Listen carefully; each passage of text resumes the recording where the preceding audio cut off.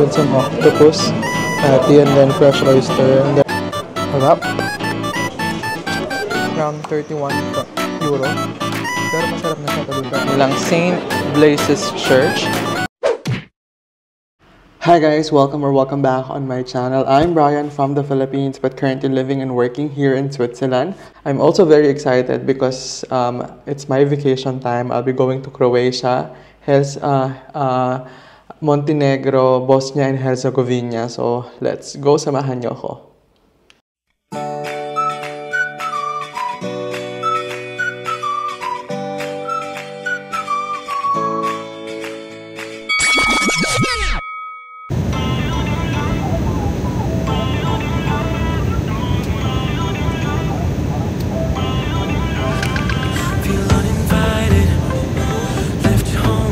So guys, bumili pala ako ng ticket ko ng bus. So ayan siya.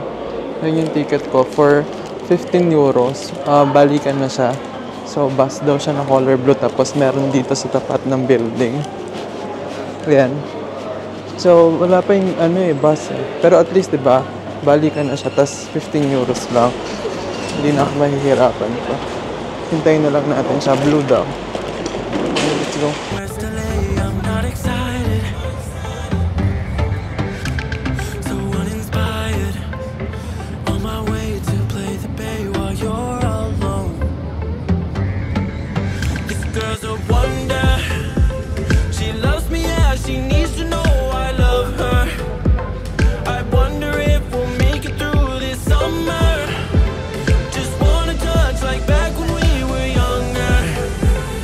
Kakarating ko lang dito sa ito yung hostel na tinuluyan ko. Actually, nag-hostel lang ako para makatipid. And palagi naman kasi akong wala sa hotel. So, hindi ako ma-hotel na tao. But anyway, kakalapag ko lang ng Dubrovnik. Sa old town nila. And impressive ha. And then, sobrang ganda ng weather kasi hindi sobrang init. Pag summer kasi dito, sobrang init. Pero yung first order of business ko is kumain. Nagugutom na ako. Nag-intermittent fasting kasi ako. So, twice a day lang. And ang huli kain ko, mga around 8 AM pa, which is tinapay lang. So, hanap tayo ng restaurant. Anyway, malapit lang naman ako sa Old City. So, ayun lang siya.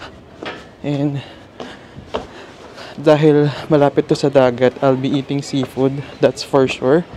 Try natin. Anyway, may anti-allergy naman akong dala in case na ma-allergy ako sa mga seafood. So, hopefully, hindi ako mahimatay dito. So, ayun pala yung first glance of Dubrovnik, Croatia. And punta tayo ngayon sa may Old Town. Samahan niyo ako.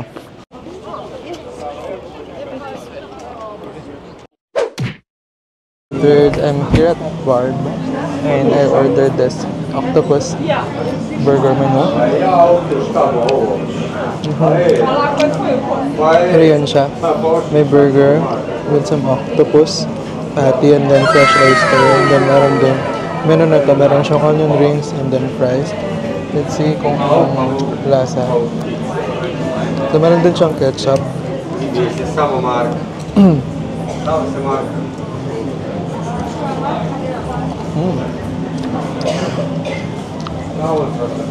Sarap.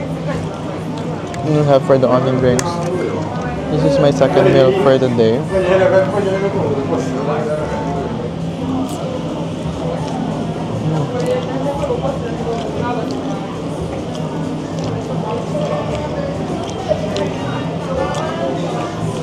Sarap. Yung fries niya para talagang homemade.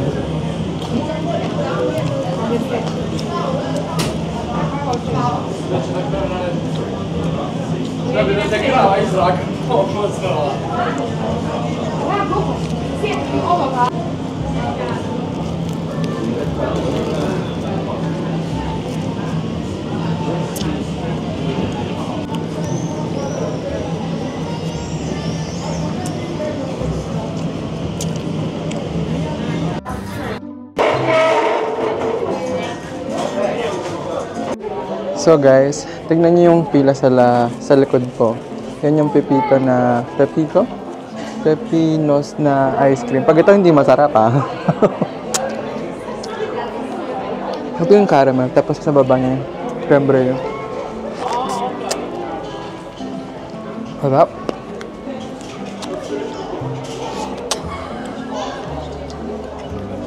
parang sinasabi nila na sila yung best na ice cream. Pero, nalulusaw lang agad. Pero ang sarap.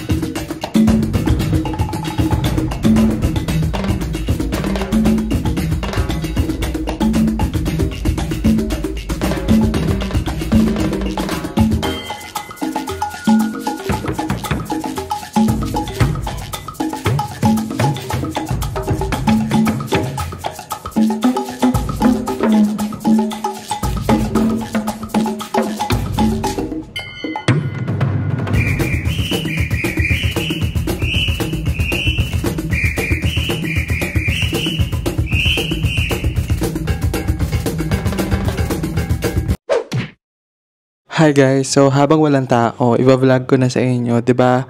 Usually kasi kapag nagso-solo traveling lang ako, since hindi ako masyadong ma-stay sa mga hotel, para naghihinayang ako mag-book ng sarili ko unless na lang kapag cheap countries talaga siya. Like sobrang mura talaga. But anyway, ito yung sample ng hostel pagka natutulog ka sa hostel. So ayan, lalo na nung wala pa akong mga pera. Ayan yung aking mga tinutuluyan. So, may bunk bed sila. So, nakatira ko ngayon sa mixed dormitory or male dormitory siya for 6 people. So, ayan, may 6 dyan. And then, sakto nandito naman ako sa ilalim. Pag talaga nag-hostel ako, gusto ko sa ilalim para mas hindi nakakaabala pagpapanik pa ako. Plus, normally kasi may cortina din yung mga yan. So, ibig sabihin kapag matutulog ka, is i-cover mo lang yan tapos hindi ka na nila makikita. Tapos, if meron ka mga small things or luggage, meron akong specific na locker dyan. So, bibigyan ka din yan ng susi. So, ganyan lang siya. Actually, since nga natutulog lang talaga ako dito, hindi ko na masyadong, and safe naman kasi yung gamit ko. So, sanay kasi ako mag-hostel, guys. So, may dala akong padlock, may dala din akong mga, as in may mga AirTags yung bag ko. At kapag kakinuha, talaga madidetect ko sila. So, anyway, ito din yung banyo. May private bathroom din yan, pero shared bathroom nga yan. So, actually, pag may kasama ako, nag-hotel naman ako, pero since ako lang mag-isa talaga, sanay naman ako in para nakakapanghinayang. So, gagastusin ko na lang siya sa ibang mga bagay like experiences, ganyan. Pero I know there are some people na gusto talagang magka-experience na magandang hotel since nga nasa bakasyon sila. So, yun lang. Nakakatipid naman siya. For example, dito, ang binayaran ko is around na mga 30 euros, 1,800 per night. Tapos, pero kung mag-hotel ako, nasa mga around mga 50 siguro, more than pa, mga 100 siguro. So, mga 6,000. So, medyo malaki din yung difference. And hindi kasi ako maselan. So, yun yung point. Hindi ako masyadong maselan when it comes to accommodation.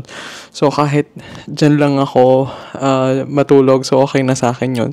And I know kasi na safe ako in yung mga gamit ko din. Parang never pa naman ako nawala ng gamit sa isang hostel. So, dapat lang talaga maingat kayo. May mga security, may padlock, ganyan. And uso naman yan dito sa Europe. And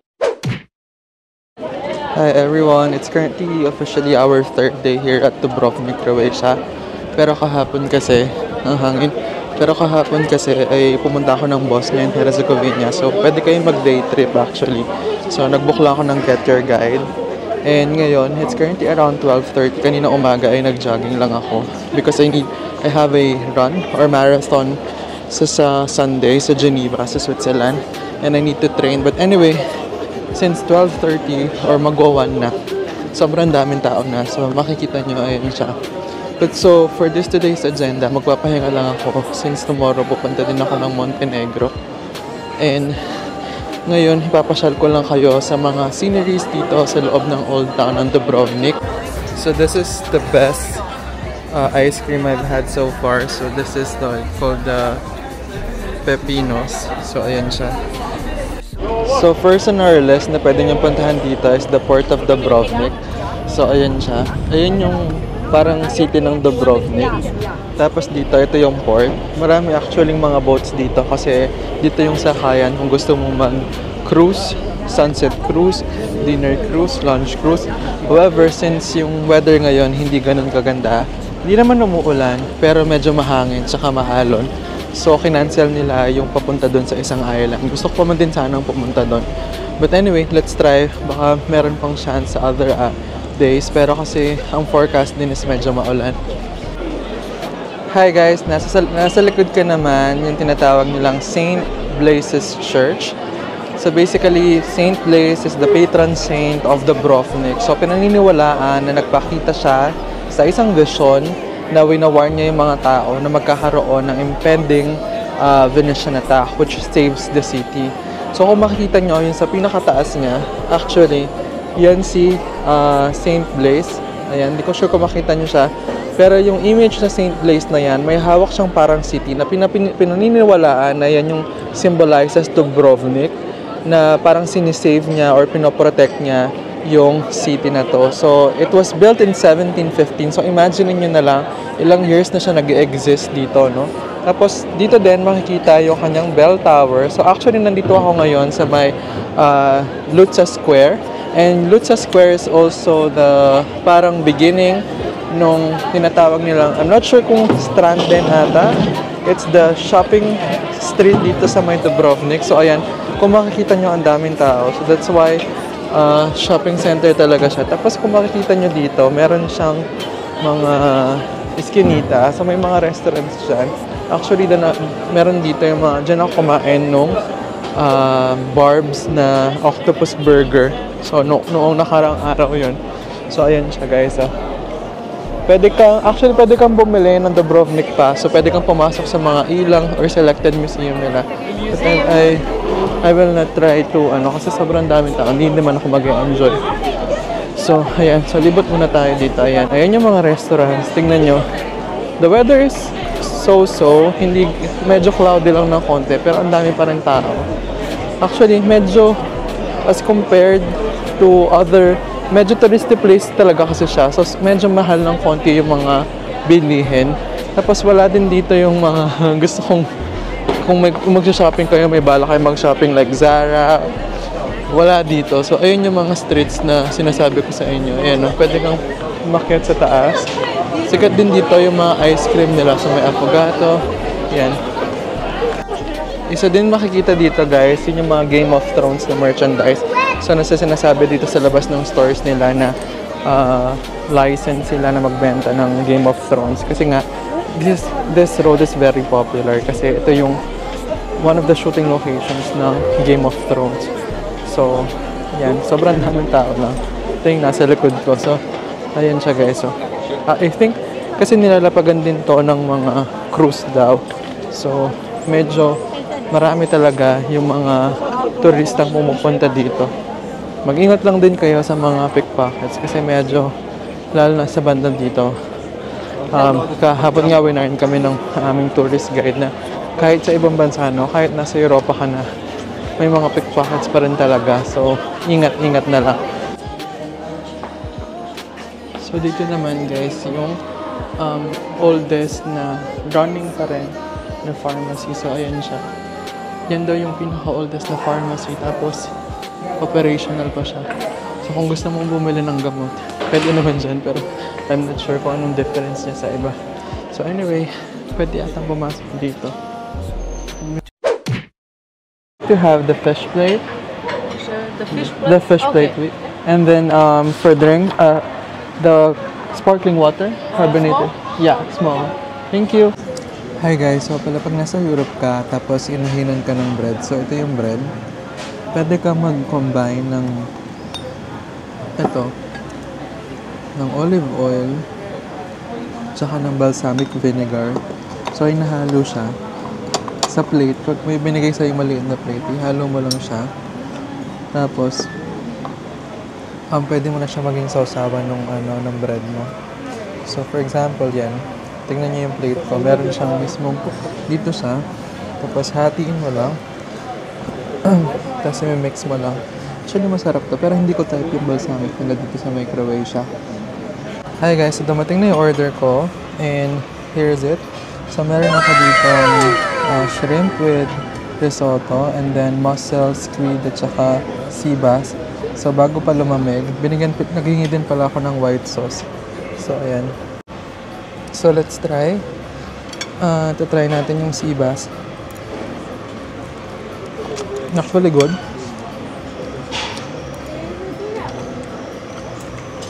Medyo plain lang siya, pero yung dahil may vegetable, mas masarap siya. This is around 31 euro. Pero masarap na siya, to be fair. Kala ko marami. Pero okay lang. Para hindi naman tayo sobrang busog. Yung sea bass is fresh, kasi nabibili sa Switzerland, puro frozen na lang. With potato and some vegetable. Ito namang squid, itry natin. Maliit na yung squid nila.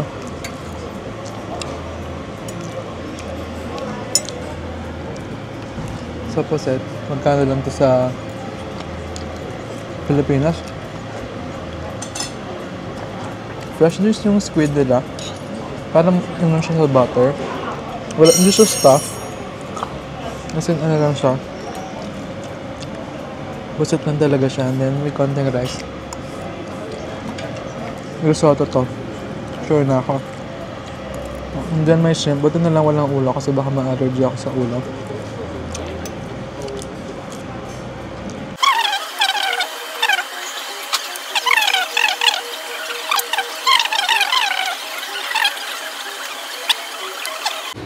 This is the aftermath, guys. Hindi masyadong masarap. Simot na simot. So for the third time, guys, hindi tayo papapigil. Walang makakapigil sa akin, guys. So, sneaky peanut and caramel yung aking ano. So, may bit siya ng peanuts.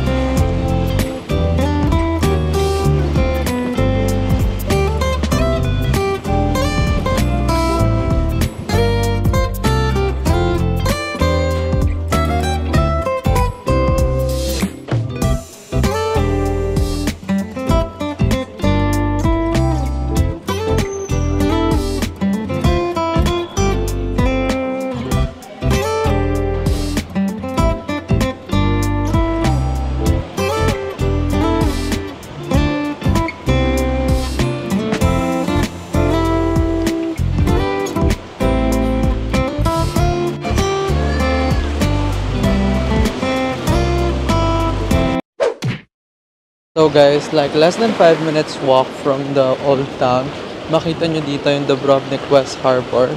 So ayun siya.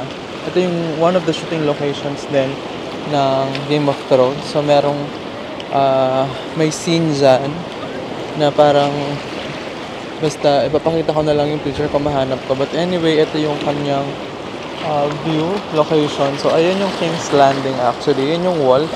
Pwede kang umakyat, maglakad sa wall niyan. May bayad na 40 euros. And medyo mahangin kasi hindi ko gusto yung weather. So probably sa ibang araw na lang. Or let's see. And then ito yung West Harbor na scene.